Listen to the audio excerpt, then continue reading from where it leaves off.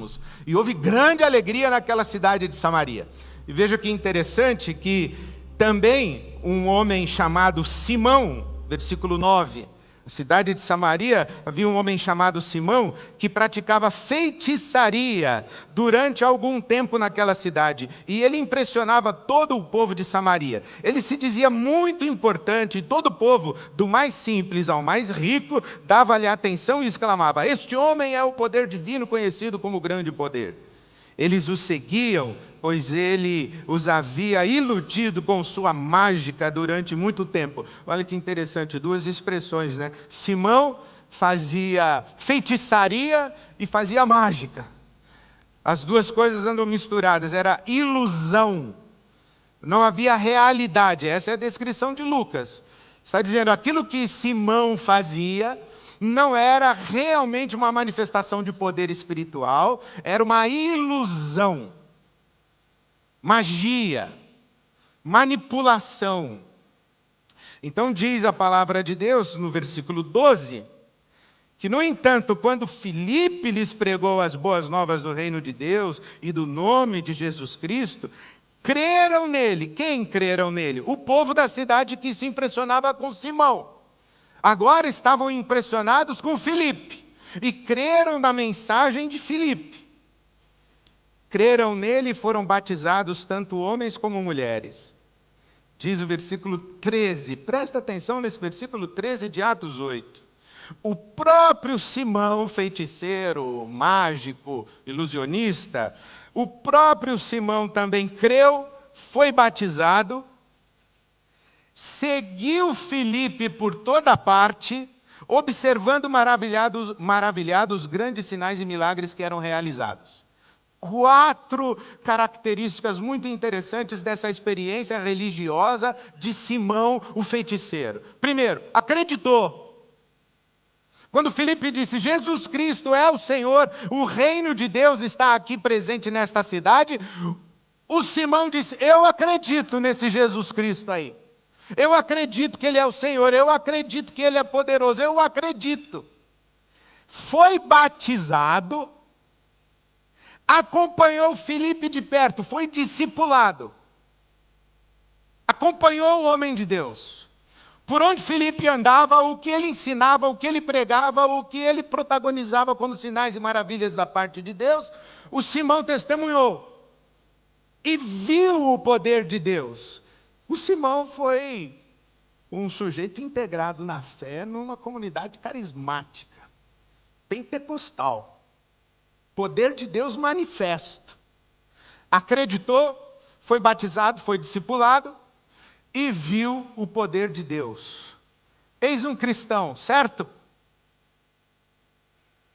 Há controvérsias.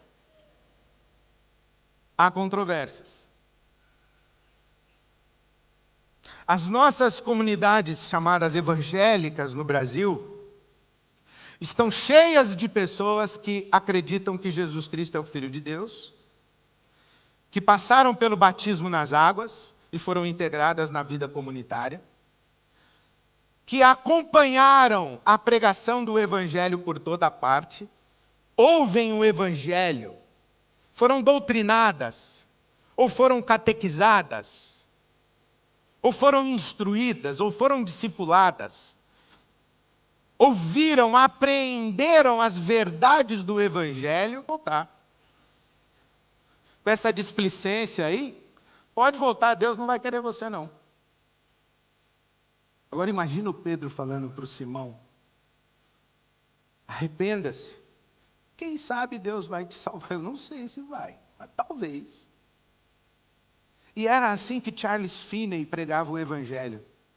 Ele deixava as primeiras fileiras do templo onde ele pregava vazias. E ele dizia assim, olha, enquanto eu estiver pregando, se você sentir o fogo do inferno lamber seus pés, levante-se e venha para as primeiras fileiras, que ao final eu vou orar por você para ver se Deus vai querer te salvar. A gente prega um evangelho do tipo assim, dê uma chance a Deus, tadinho de Deus. Aí suplicando o seu amor, suplicando a sua vida, entregue a sua vida a Jesus, dê uma chance a Deus. Como se a experiência com Deus estivesse nas nossas mãos. O protagonista é sempre o Senhor. Para nós é um privilégio estarmos aqui. Eu só estou aqui porque Deus me acordou esta manhã. Eu só estou aqui porque Deus inspirou meu coração para estar aqui. Eu só estou aqui porque Deus me revelou o Evangelho. Eu só estou aqui porque Ele me deu o dom. Eu só estou aqui porque Ele me deu a oportunidade de servir. Eu só estou aqui porque eu tive a experiência de conhecer uma comunidade. Eu só estou aqui porque alguém compartilhou o Evangelho comigo. Não é por minha causa. Eu lembro do meu amigo Nelson, ministrando louvor, e ele dizia que quando a gente chegar no céu, vocês não, né? No meu caso, quando eu chegar no céu, o pessoal vai olhar e falar assim: ih, baixou o nível do céu. É por isso que eu falei que vocês não é? Vocês pensaram que eu estava dizendo que vocês não vão para o céu, né? Não é isso. É que vocês não baixam o nível do céu. Aí o pessoal ia dizer assim: ih, baixou o nível do céu, como é que você conseguiu chegar aqui? E a resposta é: foi graça, irmão, graça. Superabundante graça. Não se explica por nós. Não há nada que nós possamos fazer. A experiência do arrependimento é inclusive concedida por Deus.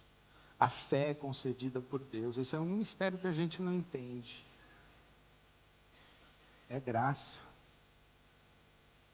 A gente não manipula, a gente não controla, a gente não negocia, a gente não suborna a Deus. É graça. Essa religião mercantilista coloca o ser humano no controle da experiência. O Evangelho da graça de Deus mantém a prerrogativa nas mãos de Deus. A religião mercantilista, ela se fundamenta naquilo que nós, seres humanos, fazemos em relação a Deus. O Evangelho da graça de Deus é a revelação daquilo que Deus faz por nós em Jesus Cristo.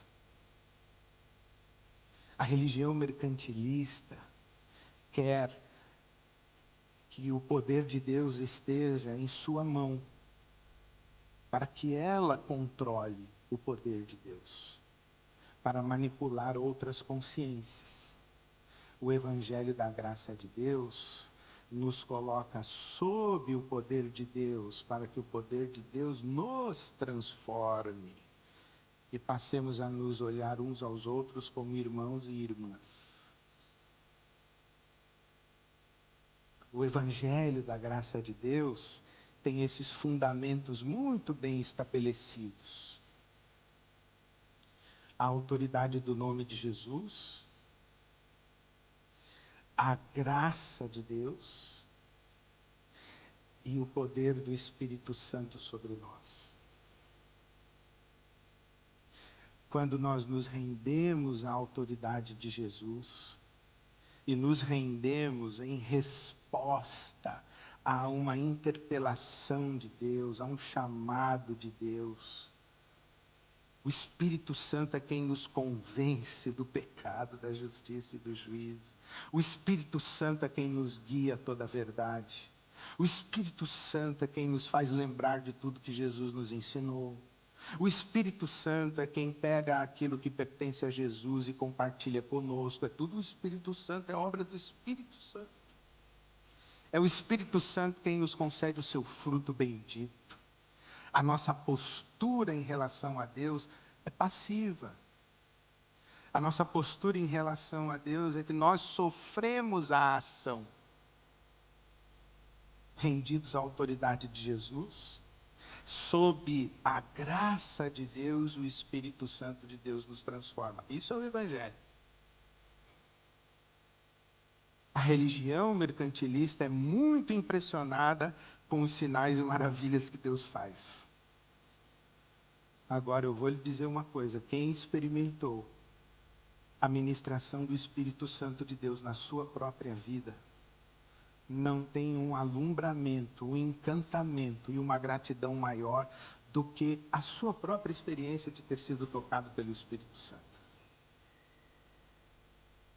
E quem conhece a ministração do Espírito Santo, não está preocupado em controlar a experiência de ninguém.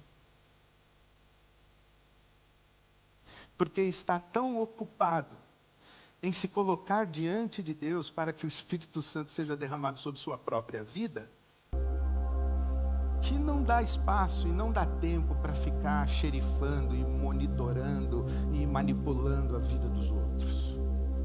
O Evangelho da graça de Deus nos coloca diante de Deus. E aí nós nos encontramos como irmãos e irmãs sobre quem o Espírito Santo age. E nós não precisamos nos controlar uns aos outros, porque estamos todos sob o controle do Espírito Santo de Deus. Esse é o Evangelho da graça de Deus, chama milagre. Acontecer isso é milagre. A minha oração, meu irmão, minha irmã, por você nessa manhã, que se porventura houvesse um mínimo de suspeita na sua mente, na sua consciência, que ainda gerasse em você apreensão, medo, culpa, um senso de dívida do tipo, tem alguma coisa que eu não estou fazendo, algo que eu não estou entregando a Deus para liberar o poder de Deus na minha vida. Se você tivesse um mínimo de preocupação com isso, o meu desejo, a minha oração é que você seja liberto disso. Não é o que você faz, é o que Deus faz na sua vida. Talvez a única coisa que a gente tenha que fazer é abrir os braços. Sim, Senhor. Deus está dizendo, quero abençoar você. Você diz, fica à vontade, Senhor. Estou aqui. A pergunta é, o que eu preciso fazer? Já é do Simão. Nada, fica aí, deixa que eu faço. Inclusive o seu problema é esse, você quer fazer. Você quer ficar no controle, deixa eu fazer. Você tem coragem de dar essa carta branca para Deus e dizer, Senhor, estou aqui, debaixo da autoridade de Jesus, sob o teu Espírito Santo, e eu sei que isso é graça, é bondade sua querer me abençoar. Então eu estou aqui, abençoa a minha vida, fica à vontade. Deus não invade, hein? Então, dê essa permissão, não é dê uma chance, é dê permissão, porque Deus está aí batendo em você, dizendo, deixa eu abençoar você, não se preocupe em fazer nada, não custa, não tem preço, é graça, é graça, é graça. Esse é o Evangelho da graça de Deus. Que Deus te abençoe. Amém.